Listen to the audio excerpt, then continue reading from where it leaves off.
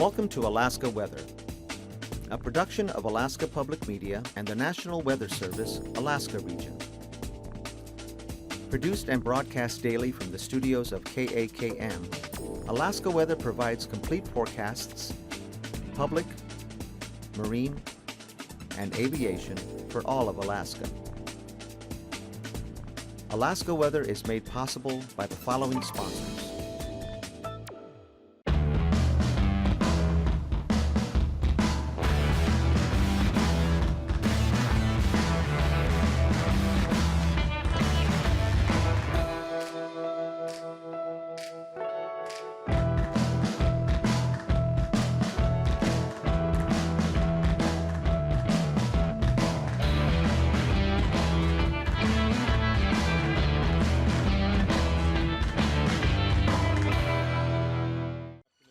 Find a living in fisheries. The UAS Fisheries Technology Program offers online study from anywhere in Alaska, plus labs and workshops in many Alaska towns.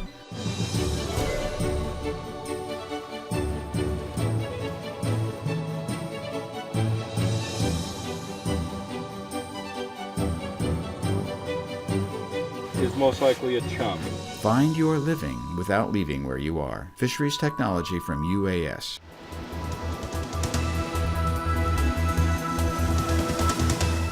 The National Weather Service. Hello everyone, and welcome again to Friday's edition of Alaska Weather.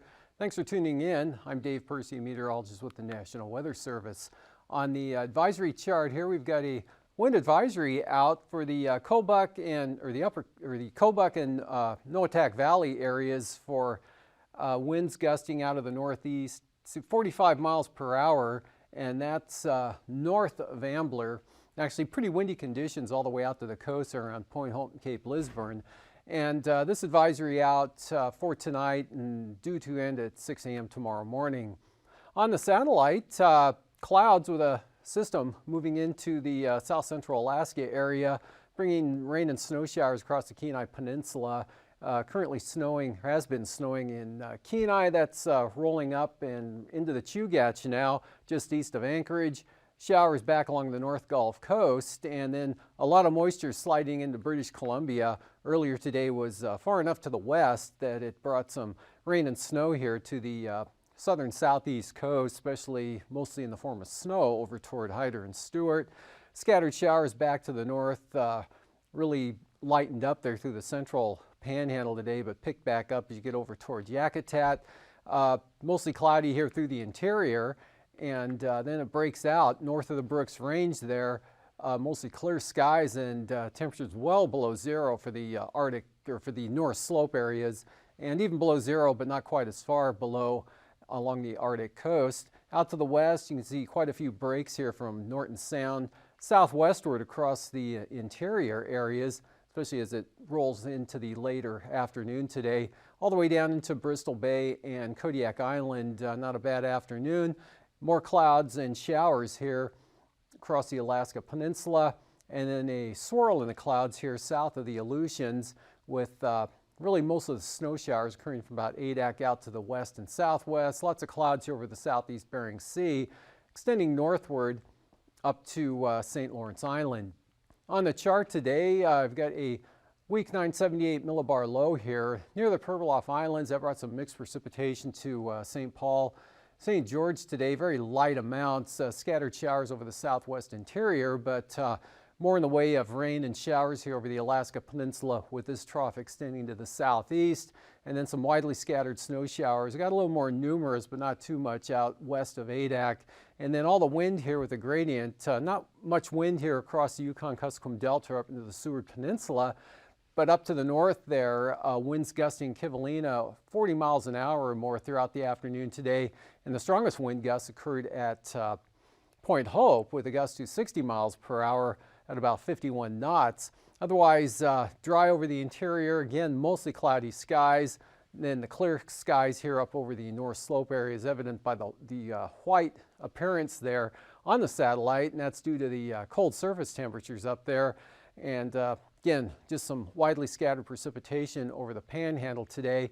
a little heavier up along the North Gulf Coast. During the day today, Seward picked up about 2/3 of an inch of rain, while Yakutat had around 1/2 inch of precipitation, and also the moisture Seldovia Homer shifting up, as I mentioned, snow into Kenai this afternoon.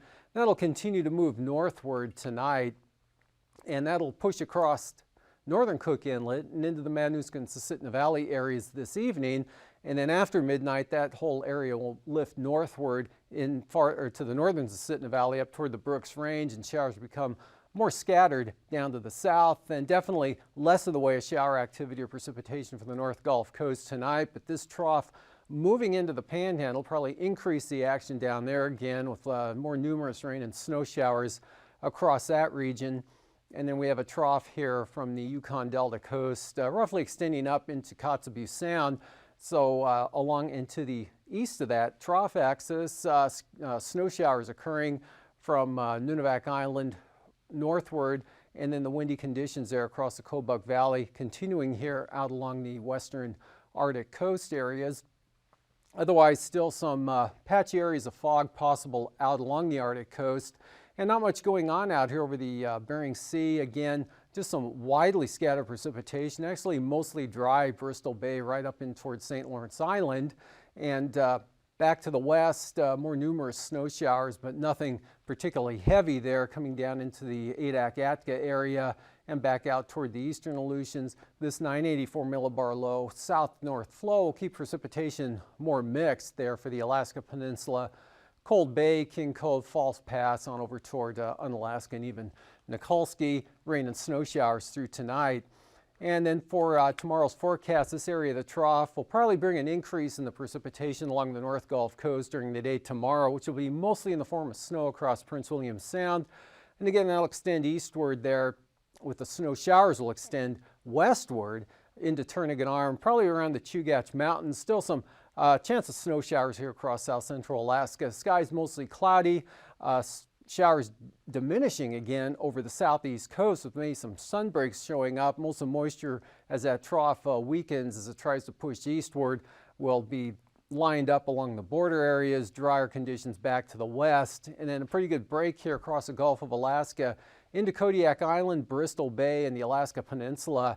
Again, some sunny breaks tomorrow in these areas, but that ahead of the next big storm down to the south here, which late tomorrow night will push northward, and that front early Sunday morning will push northward as well, a little bit to the east, but will be in roughly this position Sunday afternoon. So an increase, definitely an increase in the wind and rain later tomorrow night and into Sunday, and a big increase in the winds here, gale and storm force winds for the western Gulf Coast right down across Kodiak Island, and gales in the forecast even for Cook Inlet for northeast winds.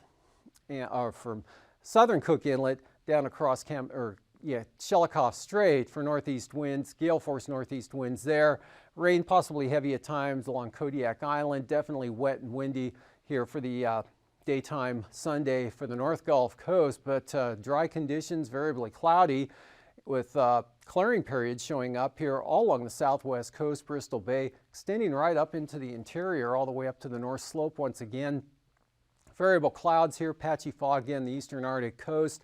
Winds picking up, brisk wind advisories out along the coastline there for Sunday. They're easterly winds 25 knots, so a little bit tighter gradient there. Less gradient here back into the west, and still snow showers, a good chance of snow showers there from the Bering Strait areas, and especially up there over the northwest, Kivalina around to about Point Lay.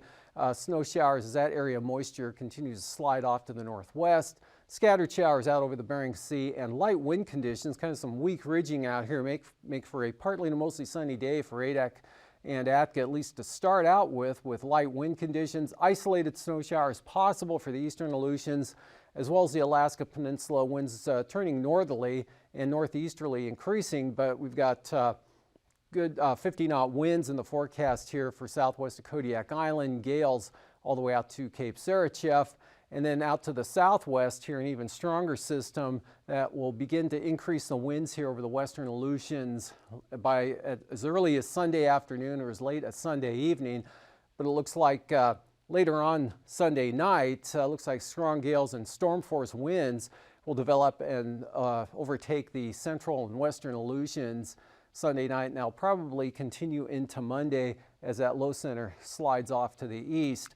Temperatures across the southeast coast today, again, upper 30s to mid 40s with 40 degrees at Skagway, about the same in Juneau, lower 40s here along the coast at Sitka 43, Klawock 43, Metlakatla up to 44, 35 degrees in Yakutat, 37 Cordova, and mid 30s for the most part here over south central Alaska, Valdez with 36, same thing at Homer, 35 with snow in Kenai, and Copper River Basin, Gulkana, 9 degrees, 2 degrees at Northway, 15 at Fairbanks, mostly in the teens here through the interior areas. Up to the north, we've got 2 degrees at Bettles, 7 at Fort Yukon, and then again, much colder in the clear skies up over the north slope today, 33 below the cold spot at Umiat this afternoon. At the same time, Barrow was minus 10, and Kaktovik at 13 below.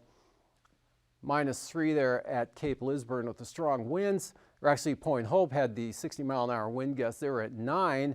Teens here across the northwest and the Seward Peninsula areas. 16 degrees in McGrath this afternoon.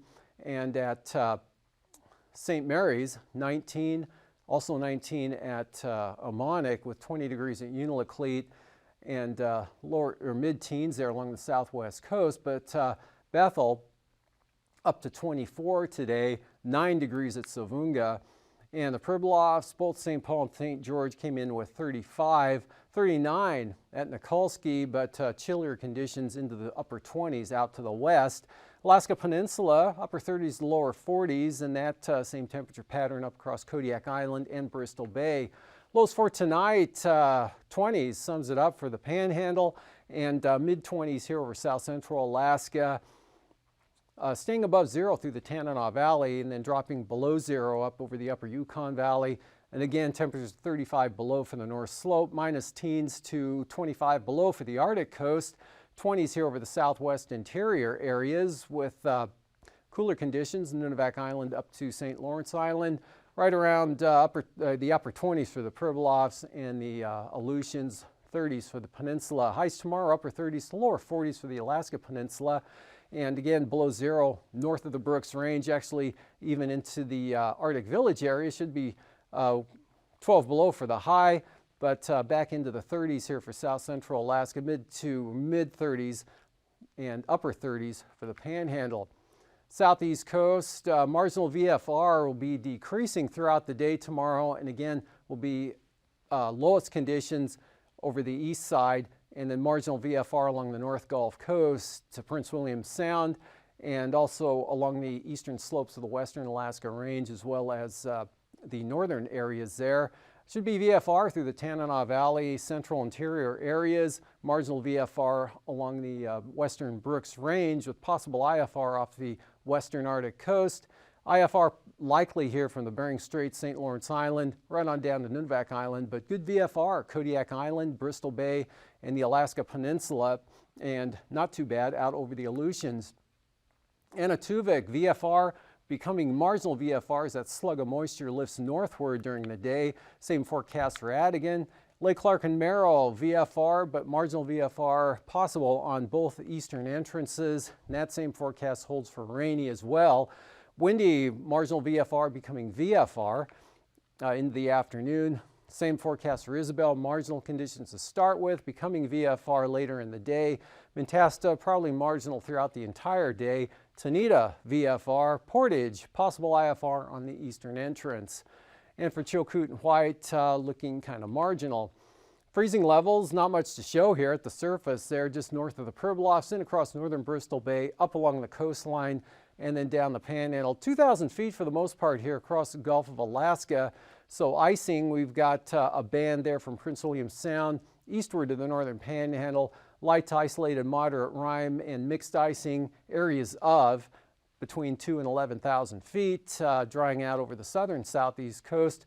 And then some icing here over the west up through the Bering Strait, and again with that moisture coming northward and kind of back to the west there along the Brooks Range. Again, very isolated moderate, if any at all, mostly in the light conditions here, between about 5,000 and 12,000 feet.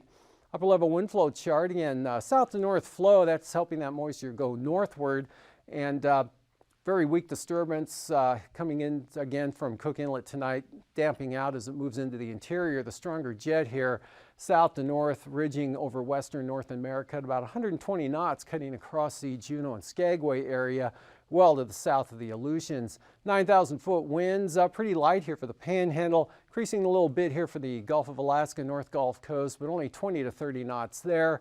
And a little breezy out of the southeast here through the western interior, lighter winds to the east, and pretty brisk again for the western Arctic coast up to 45 knots.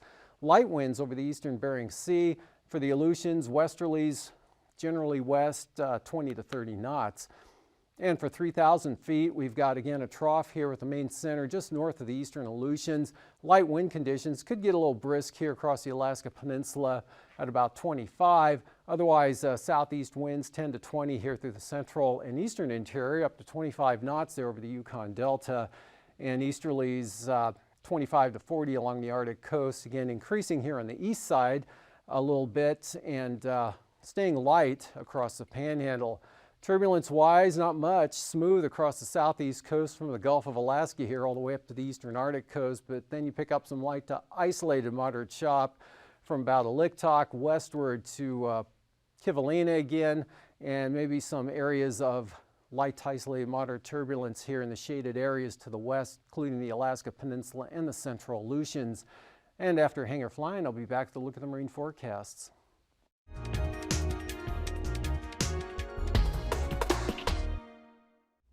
Good evening, I'm Harry Keeling, and on behalf of Alaska Public Media and the Alaskan Aviation Safety Foundation, welcome to Hangar Flying. Tonight we're going to continue our look at a field of aviation that we've discussed before, which is unmanned aircraft. In November, we spoke with Representative Shelley Hughes about some safety concerns with drones. Tonight we're going to look at it from a little bit different angle, and that is traditional model aircraft. Our guest is Mat-Su Borough Assemblyman Steve Colligan. Steve was born in Fairbanks, studied petroleum engineering, and got interested in digital mapping pretty early on. One of his real passions is model aircraft, and that's what we're going to talk about this evening. Steve, welcome to Hangar Flying. Thanks for having me. So how and when did you get involved with model aircraft? Ever since I was a young man growing up in Fairbanks, I keep telling my friends, if it wasn't for model aircraft and organized youth hockey during the pipeline, my life circumstance would probably be completely different. It was a great hobby to have as a young man, to build stuff, and just really got me excited about doing things in electronics and the like. So it's obvious that that love of model aircraft has continued through your life, and you're very involved with AMA. Tell our audience what AMA stands for and what they do. So AMA is the Academy of Model Aeronautics. It's existed since 1936, almost 80 years old here, coming up soon. And it's been around since before the Civil Aeronautics Board, et cetera. And through that time, there's been several different evolutions in technology, just like now we're having with drones, but with radio frequencies, things to do with World War II and different things over time. But it's an organization that's private, nonprofit, self-funded, and self-insured to promote safety and safe flying for family and sport activity. So Steve, over the past couple of years, as I was involved with unmanned aircraft, I always saw AMA in the background legislating for for aviation safety, and I think you would agree they play a big part on the national scene as far as advocacy is concerned.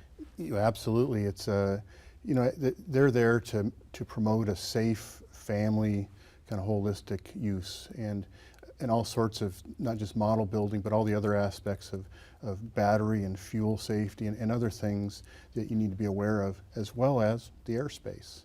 And as our population gets more prolific and expands, even here in Anchorage, when there used to be a flying site out on base, it's now grown around by development out on base. So talk about the local AMA.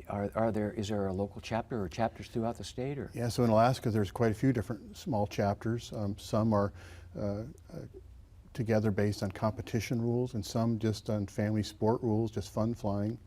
And getting started, you can go to modelaircraft.org and find out more. But you can also go to your local hobby store. We're very blessed in Alaska to have several great hobby stores where it's a source of information and people to help you as well. So I know there's, well, certainly 2 here in Anchorage, and did you say there was one in Fairbanks? I believe there's a couple in Fairbanks, and there's one in the Kenai that's real good. And there's a lot of internet shopping and stuff nowadays, but nothing beats the local hobby store, dealing with somebody one-on-one, going to an AMA meeting, whether it's one of the local chapters in their monthly meetings. There's people there to help, people to train, and really proactively concerned about learning appropriately and safety. So you mentioned the website modelaircraft.org. Correct. A good place to start. And I assume anybody can join, and you've talked a little bit about the benefits.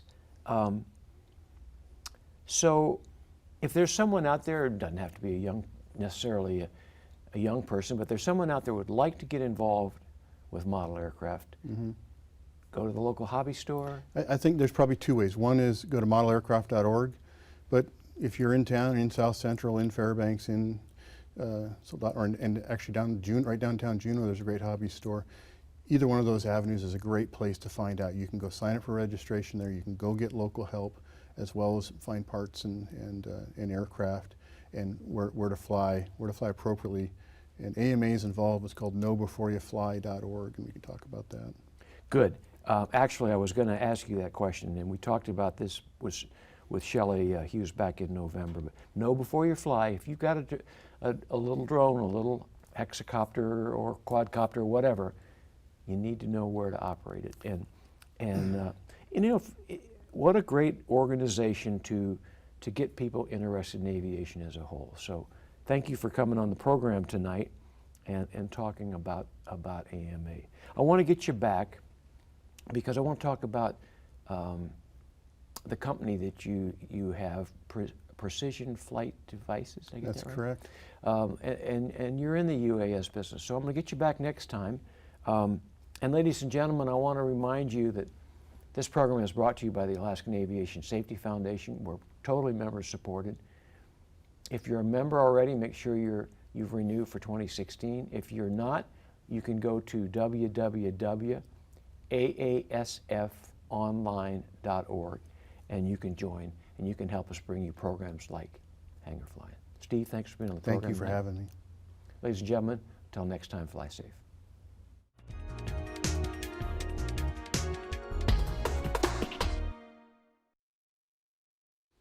Welcome back. Well, this is Friday's sea ice analysis put out this afternoon. Not much change from yesterday. A little bit of new ice here, or thin ice, around St. Matthew Island.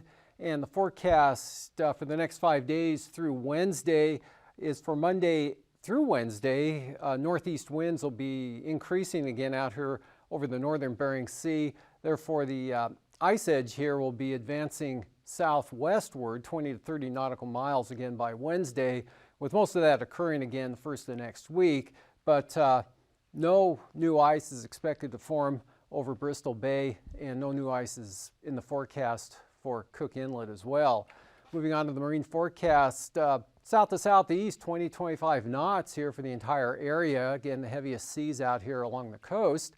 And then for Sunday, we've got gale warnings out south to southeast, 35 knots, lighter on the south coast there, and gales for Clarence Strait, small craft advisories here for the central and northern inside waters. And for the Prince William Sound zone, east 15 tomorrow, but small craft advisories out of the southeast for the North Gulf Coast, 10 to 15 knot light winds there for Cook Inlet, and light wind conditions all the way down across Shelikof Strait, as well as along the east side of Kodiak Island. Then a big increase in the winds coming up, strong gales and storm force winds here for the North Gulf Coast, right down across Kodiak Island, northeast 50 for Shelikof Strait, and gales for southern Cook Inlet and Kamishak Bay. Southeast to 20 for Bristol Bay tomorrow, and small craft advisories for southerlies here for the Alaska Peninsula. On Sunday, those swing around, northeast 30 for Bristol Bay, storm force winds from Sitkinak to Castle Cape to Cape Sarachev, northerlies of 40. And for the eastern Aleutians, tomorrow, for the Fox Islands, mostly south to southeast, 25 to 30 knots, northwest, 25 to 30 back behind. And then on Sunday, with that next storm, they'll be down to the south, increasing these winds, should stay below gale force until Sunday evening there for the central and western Aleutians. Otherwise, west to northwest, 25 to 30 knots, 15 to 20 knots for the Fox Islands. For the southwest coast, south to southeast, 15 to 20 knots. Brisk wind advisories, St. Lawrence Island, otherwise pretty light winds out over the Bering Sea. And on Sunday, they'll stay light for the Pribilofs, and south to southeast at about 20 there from the southwest coast up across St. Lawrence Island. Along the Arctic coast, 15-knot easterlies on the east side there. Central coast, east 20, increasing to brisk wind advisory levels here for the west side, all the way down to the Bering Strait. And then for Sunday, southeast winds, 25 knots, so brisk wind advisories continue here from Wales to Cape Beaufort, and southeast 20, and then easterlies, we've got brisk wind advisories here for the remainder of the coastline, all out of the east and increasing to 25 knots on the east side. For tonight, again, variable clouds, scattered snow showers, again, bulk of the moisture lifting through Cook Inlet this evening, and then kind of dissipating out as it moves into the interior. Rain and snow showers over the Panhandle, and some scattered stuff out over the Aleutians and the Alaska Peninsula. And then for tomorrow, the wind advisory will be over for the Kobuk and Noatak Valley areas, with an area of snow here from the northwest becoming more showery down along the southwest coast. And the next big storm due to move in late tomorrow night and early Sunday, again with an increase in the wind and rain, Gulf of Alaska, Kodiak Island, and across the southeast coast. Have a good weekend. These forecasts are to be used for planning purposes only. Call 1-800-WX-BRIEF for a formal pre-flight briefing. Always file a flight plan before you go flying. The U.S. Coast Guard Auxiliary urges you to leave a float plan with a friend or the harbor master before you go boating. Alaska Weather is made possible by the following sponsors.